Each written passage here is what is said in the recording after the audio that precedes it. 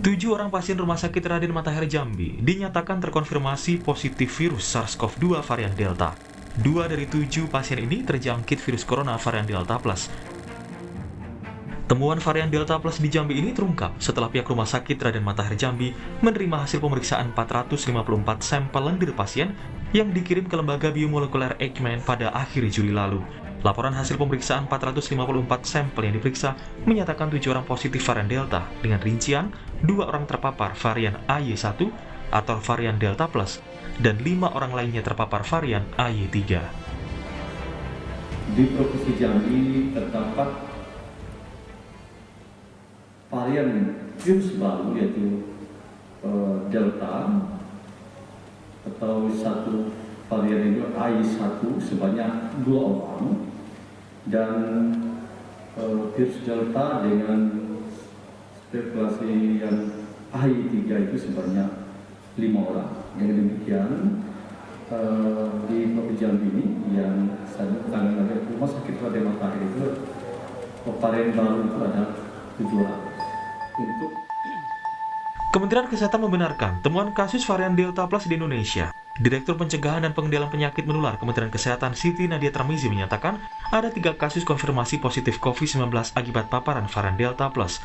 3 kasus itu yakni sebanyak 2 kasus di Jambi dan 1 kasus di Sulawesi Barat.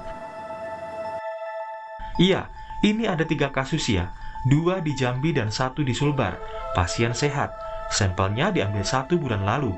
Tidak ada perbedaan, hanya mutasi spike-nya saja.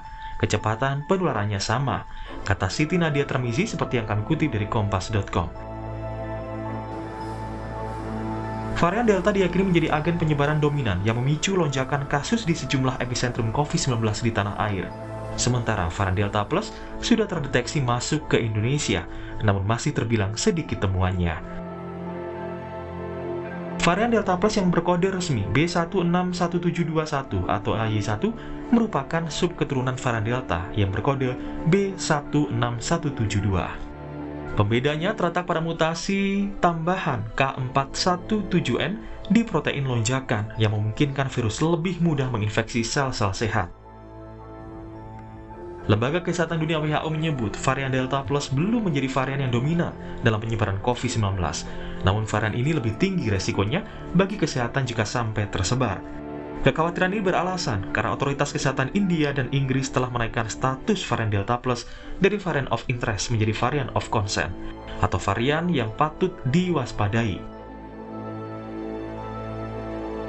Varian Delta Plus beresiko tinggi karena mutasinya meningkatkan kemampuan bertransmisi, mengikat lebih kuat pada reseptor sel paru-paru, dan berpotensi mengurangi respon antibodi pada orang yang terpapar.